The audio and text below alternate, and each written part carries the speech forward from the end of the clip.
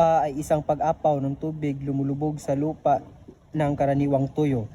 Ang baha ay maaaring nagdulot ng matinding pinsala sa mga tao, ngunit ang baha ay sanhi rin ng mga tao. Ang labis ng polusyon ay nagdudulot ng pagbabago ng klima na nagdulot ng malakas na bagyo at hindi matatag na klima.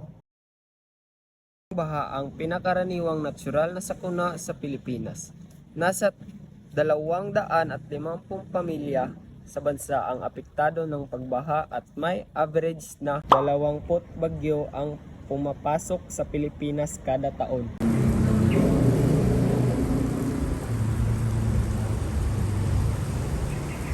Mga bagay na dapat mong gawin bago, habang at pagkatapos ng baha. Gumawa ng planong pang-emergency sa sambayan at emergency kit kasama ang mga pagkain at pangangailangan. Magkaroon ng kopya ng mahahalagang dokumento at impormasyon sa pakikipag-ugnayan.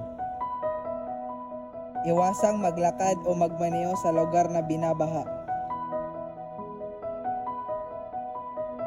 I-off ang gas at kuryente sa main switch para maiwasan ang sunog o pagkakuryente.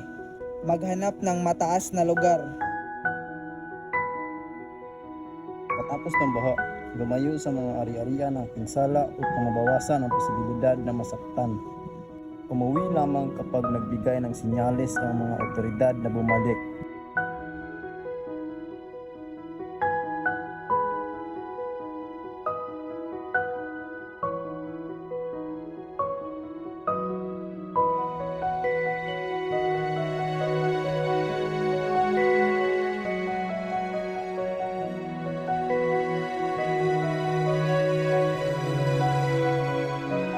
Oras ng sakuna, kailangan natin laging handa ang ating sarili.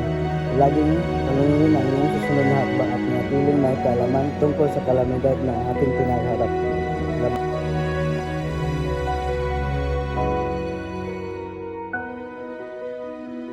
Labanan ang mga sakuna ng may kahandaan, kaalaman at pananampalataya.